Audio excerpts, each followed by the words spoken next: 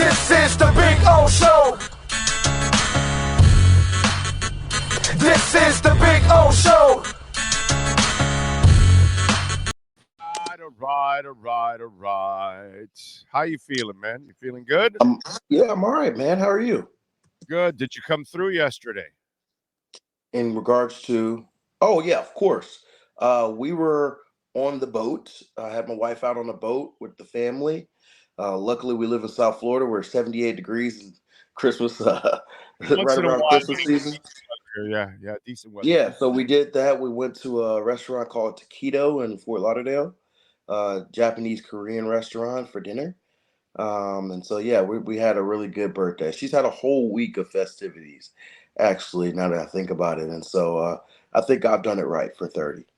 Good for you. There you go, my man. That's what it's all about. All right. Let's get into it. How bad is the Waddle thing? Are we talking playoffs if he comes back? You're hoping that he might be ready for, because I don't think he's high ankle. High ankle sprain, you're typically going to miss multiple weeks. That's typically the parameter for high ankle sprain. If it's a serious high ankle sprain, it could be as many as 6 weeks, which would probably take him out for much of the rest of the season. If it's a milder high ankle sprain, maybe you're looking at 2 to 3 weeks, which would probably keep him out for the rest of the regular season, and make him kind of on the borderline for that first playoff game. Ideally, you win this week and you win next week, you get a bye, and maybe he's back for that first playoff game if you get a bye. But I think right now you got to prepare as if you're going to be without Waddle for some of these next couple of games. So what do you think the mad scientist does to counter that? It's going to be interesting. I think that obviously you're going to have Cedric Wilson play a little bit more. I think you're going to see, they already play a lot of Braxton in the slot. I'm curious if somebody assumes Jaylen's role or if they just switch their personnel a little bit. Do they play more 2 running back or even 2 tight end to offset instead of doing 3 receivers? Obviously, somebody's going to have to be that second receiver more. Do they prefer to go 3 wide with Tyreek, Cedric, and Braxton? Or would they rather just say, hey, let's put one of those 2 guys, a Cedric or a Braxton, on the other side, and we just have A-Chain and Rheaume and play a lot of 2 backs? I could certainly see that being more of a personnel shift that they go to this week. But the reality is guys are going to have to step up. The benefit of having Waddle, and I know some fans have been on the borderline with Waddle this year because he's had a couple drops. He hasn't had the same consistent production as you'd want, but he's still over 1,000 yards. He's still been a top receiver and a threat. And so because of Waddle, teams can't go over the top crazy on Tyreek. They're still going to send him double shaded coverage. But now without Waddle, if they don't trust that anybody else can beat you, you're going to see double coverage on every play and maybe triple coverage on some plays. So it's going to make Tyreek's job even harder, and it's going to force somebody, whether it's the running backs or one of the other receivers or Smythe, to step up and be a consistent weapon, because none of those guys have been a consistent weapon in the passing game. Smythe had his best game of his career this past week, or at least the season. Cedric hasn't been consistent. Braxton hasn't been consistent. Rheaume has been really good and consistent as a rusher, but he hasn't been necessarily the pass-catching weapon. Achane, we've seen a lot of burst early in the season, but if you notice the last couple of weeks as he's been dealing with the toe injury, he hasn't been as involved in the passing game either. So somebody's going to have to step up because it can't just be all Tyreek. I can tell you this. This is what's going to end this freaking season.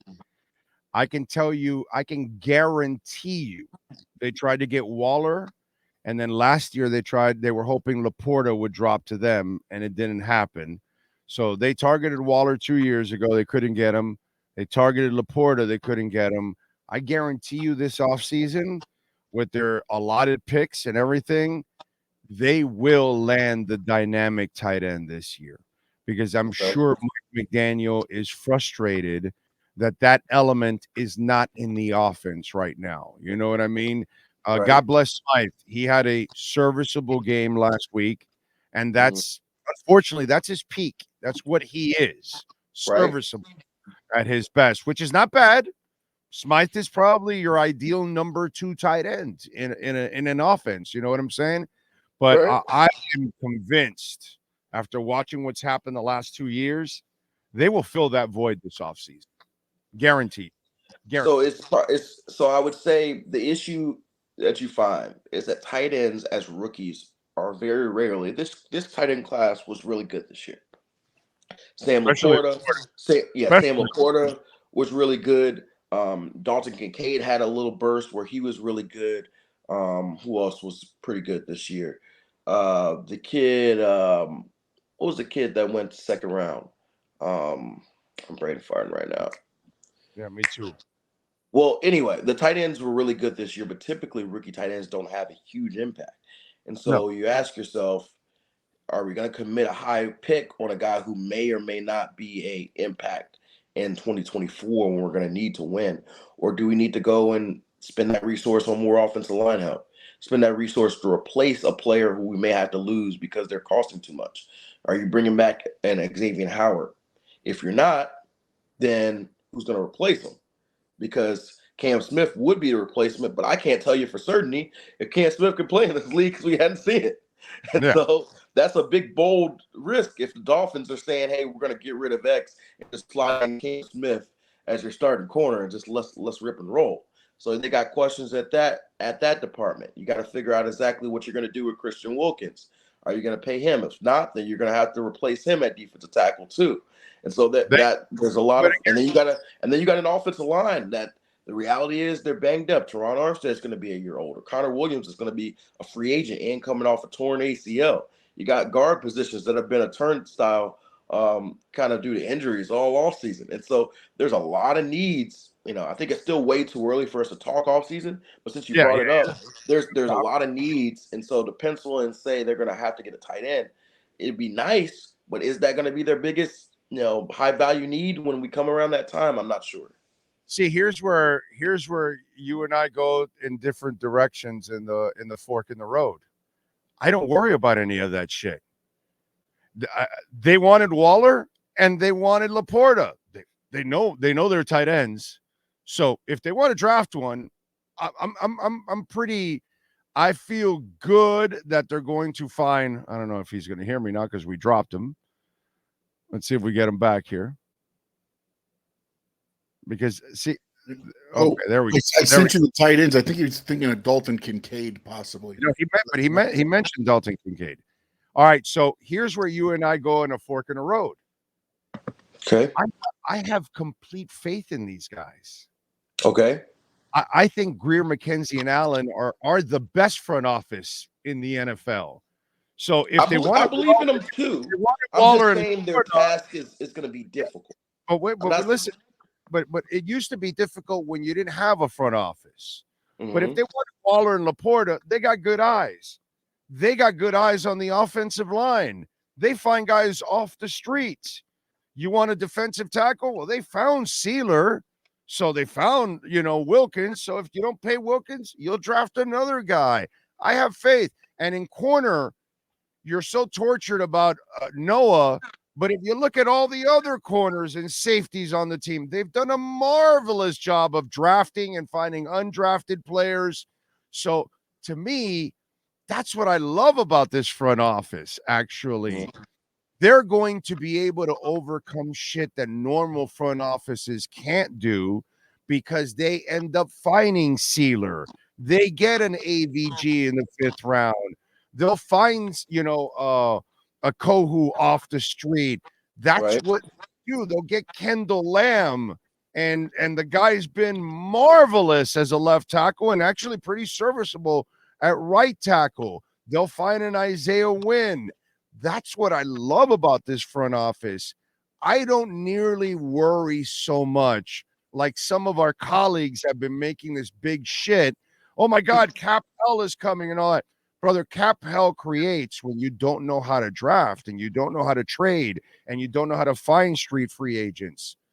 That's not the case here with these dudes, bro. They find a Chris Brooks. You know what I mean? It's just, I don't know.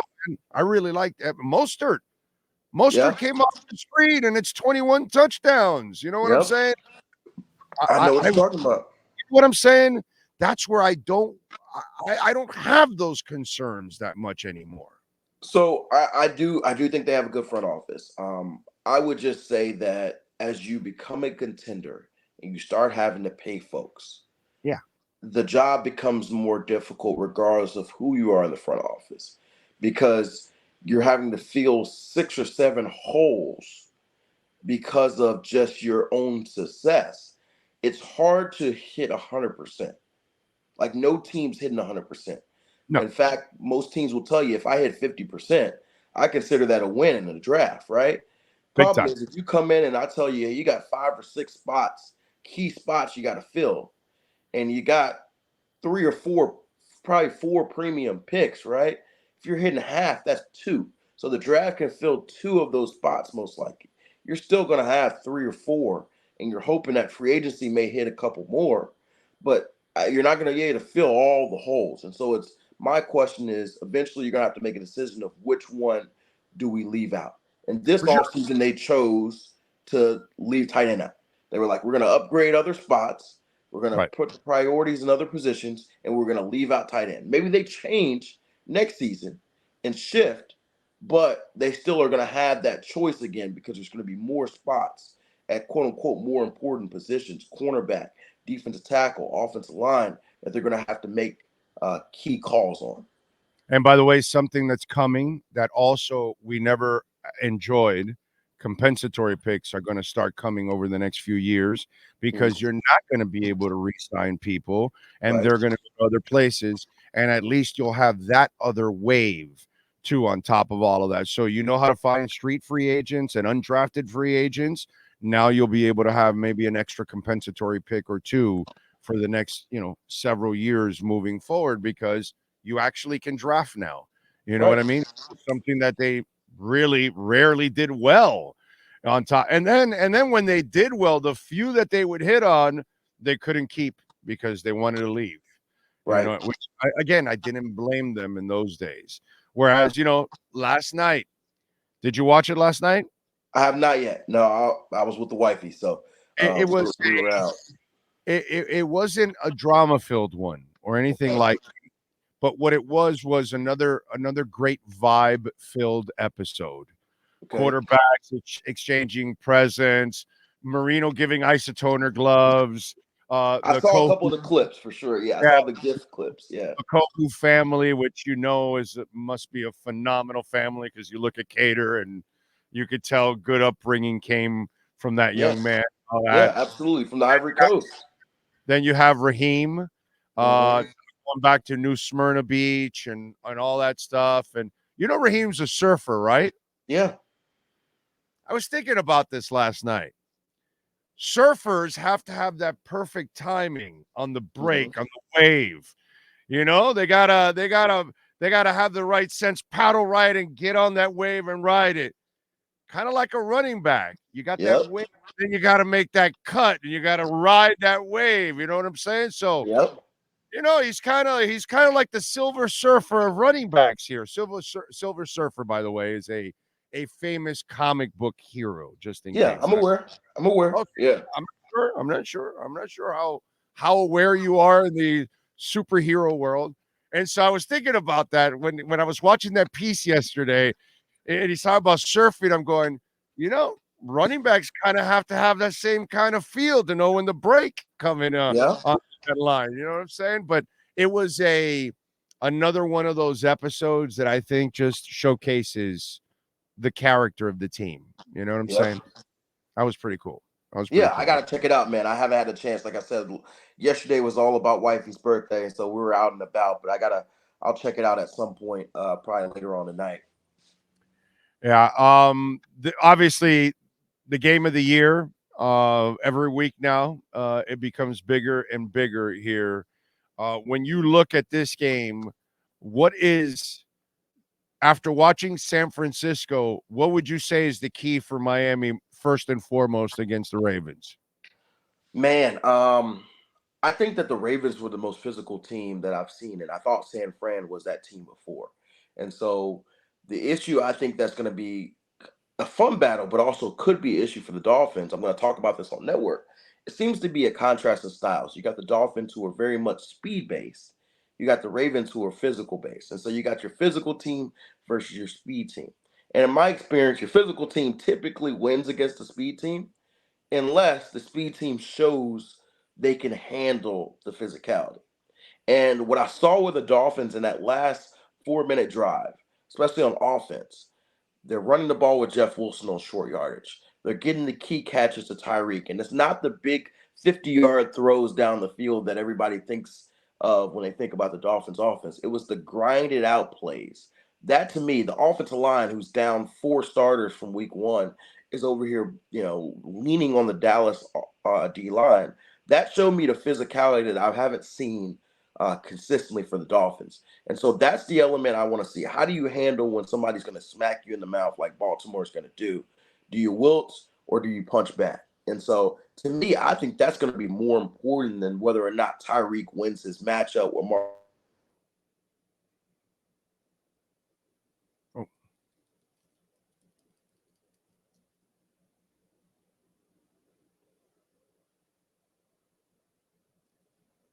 Let's see. You there? No. Don't you love live? Live is a beautiful thing. Get the rawness of it, the bad internet connections. You get it all here, man. It's a beautiful thing. Let's see.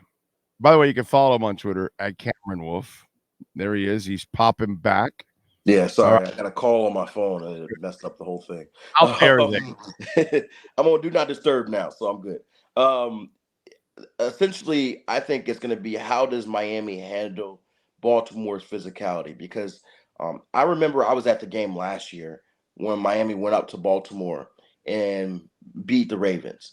And the story of that game was the comeback. They were down. They came back. Tua went crazy. I think he threw for 5 or 6 touchdowns that game. It was really Tua's coming out party of like when people were like, okay, this dude is different than what people say he is. But that game came off of the big plays in Tyreek and Waddle. I think the Ravens have redefined themselves as a defense, and they're not that team anymore that's going to give up all the big plays down the field, the fourth quarter collapses. When you beat them, you're going to have to consistently get the ball and just kind of control your will. And so I'm eager to see the run game is going to be a big factor. Can they keep Raheem going? Can they get Achane going a little bit more? Jeff Wilson on the short yardage. Can they get a type of win, sort of like they did against Dallas? I think it's going to take that style of win. I don't think they're going to score 40 points on Baltimore, maybe not even 30. I think they're going to have to win a game kind of like they just did, where it's in the 20s, the mid to low 20s, and their defense is going to have to stop Lamar. Jalen Ramsey and them boys on our side of the ball are going to have to hold their own and essentially show that they're not punks. You guys may be, some big tough bullies, but we can handle our own. I'm with you there. All right. Now we look at the last 2 years. Tua's 2-0 against them the last 2 years. Mm-hmm. And you look at, they even beat them in a week where Tua didn't practice that week. It was Jacoby Brissett practicing, and Flo was like, "Yeah, we don't need you this week. Go golfing, kid. Yep. Yeah, go." And then in the middle of the game, Brissett got injured. They bring in Tua, and then he says to Brissett, "Nah, yeah, you don't need to come back. We're gonna stick here with this kid," and he wins. And then last year they come back from 21. So, and they don't have Mark Andrews, which is an enormous weapon, but they do have OBJ and they have Zay Flowers, which is something. And Isaiah Likely, their young rookie tight end, who's actually been playing pretty well. Yeah, but he's not Mark Andrews. Mark Andrews. He's not. No, he's not. But I'm saying he's a weapon that you have to keep an eye on. He's had some nice 70, 80, 90-yard games. And so that's something to keep an eye on. Yeah. So who's better right now at this point? Is Miami a better team? Is the Ravens a better team? I would say, one, that's what the game's going to decide. But I do think that Baltimore's been a more consistent team this year. I think that Miami has gone through ebbs and flows of when we feel like we can trust them. And they're coming off their biggest game of their biggest win of the season against Dallas. They erased that narrative that we can't beat winning teams. But even though they have erased that narrative, that is the only one so far. And so Baltimore has consistently, I think they have probably three, I think I know at least Three four. losses. Huh? 3 losses. 3 losses. But I think they've had 4 or 5 wins against playoff teams that are in the playoffs. The season ended today. And so there's just a little bit more of a consistent track record against those top teams. But you lose to Indy, Pitt, and then Cleveland's all right. Okay, Cleveland's not a terrible team, obviously, but you lost to Indy and Pitt. They have some bad losses. They certainly have some bad losses. Okay. The Dolphins just have, to me, like my category of bad loss, a game that you no business losing. The Titans game is the only one for the Dolphins to me. The Bills game was an ugly loss, yes. The Chiefs was, you want to win that game. Who else did they lose to? Bro, the Chiefs, Tyreek lost that game. Right. And so to me, I don't consider the Bills or the Chiefs bad losses, because at the time, the Bills were considered really good and it was on the road. And the Chiefs are the Chiefs. And the Titans were a bad loss. What's the other loss? What's the other loss? Oh, the Eagles. Bro. Right. And the Eagles are a top contender. And so to me, right.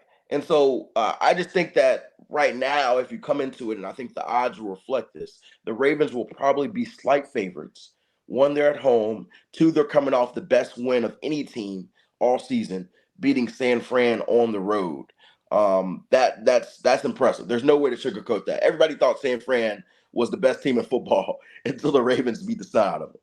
And so they're going to come in as favorites, but I don't think Miami should be scared. They just beat this Baltimore team last year in Baltimore.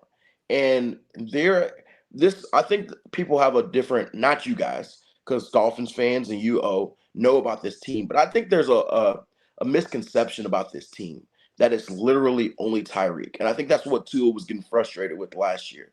This team has a lot more than just Tyreek. Tua's playing at a top 3, top 5, if you want to stretch it out, level at quarterback. You got Raheem Mostert, who's neck and neck with Christian McCaffrey. That's probably the best running back as far as stats this season. And then on the defensive side of the ball, they've been a top 3 defense in pretty much every major category since Jalen Ramsey came back in week 9. And the defensive front's playing strong. Ramsey's playing strong. And they're not even fully healthy yet. They're still waiting for Javon Holland to come back. And so I think this team, talent-wise, play-wise, deserves to be considered with the top, maybe 3 or 4 teams as far as Super Bowl contenders. To me, it's the Ravens, you got the 49ers, and the Dolphins probably are right there. I mean, you probably throw, I'm guessing, Philly in that conversation too. And to me, those are and then Kansas City, because they're the Chiefs, even though they've struggled immensely, they still have Mahomes. That, to me, is probably your top 5 Super Bowl contenders. If you're asking me who are the 5 most likely teams to win a Super Bowl, it would be the 5 that I just mentioned. And so I don't know if the Dolphins get mentioned enough in that conversation, and they should. Well, this week we'll get you into that conversation if you end up taking care of business. That's for damn sure. Absolutely. All right, what are you doing on the NFL Network so folks can check you out? Yeah, I'm going to be on today. We got the Insiders coming up, and I've got the big matchup. I'll be in Baltimore this weekend, and so I'm talking some Dolphins Ravens, and so we'll do that. We're going to be live on NFL Plus from 12 to 1. It runs on NFL Network from 1 to 2. And then tonight I will be on Total Access a little after 7 p.m. Eastern talking some Dolphins Ravens. So big week. We're getting a lot of TV action and talking a big game. So hopefully I'm jealous, you bastard. You're going to get some crab cakes. Damn it. I love them. I'm gonna have multiple crab cakes. I hate you. I hate you. One of my favorite foods. Damn. And I heard, by the way, the Ravens actually do a good job. Oh, really? Yeah. You know what? They do. I remember being there last year, and I think they had some really good crab cakes. And I think they do lobster bisques too. Yes, somebody told me that the Ravens actually do it right with some crab cakes and lobster bisques. That's right. So I love it. I'm looking forward to it. Damn it, you win. All right, appreciate you, my brother. We will catch up. You, man. Yep. You got it. All right, KSDT CPAs, baby. Make sure you call them for your business, for your personal taxes. Look, we're wrapping up the year. You know how it is with business. You need kind of guidance. And that's what KSDT is there to help you, from payroll, from planning. Doesn't matter what it is. You want to find out what's going on in the market, how it's going to affect you, how it's going to affect, sometimes it has to do with your inventory and what kind of inventory you got and how much should you have and how's the market going to respond. KSDT can help you there. Are you looking to sell your business? Or maybe you just want to know how much it's valued. KSDT can help you figure that out also. So make sure you reach out to them. Use that QR code 305-670-3370. And they are hiring Dade offices, Broward offices, Palm Beach offices, and they just opened a new office in Charlotte, North Carolina. So if you're looking also for work, or if you're looking for some guidance for your personal taxes or your business taxes, please reach out to the great people at KSDT CPAs and tell them that Big O sent you. 305-670-3370. 1 hour down. Hour number 2 is next. Matt Verderam gets it going.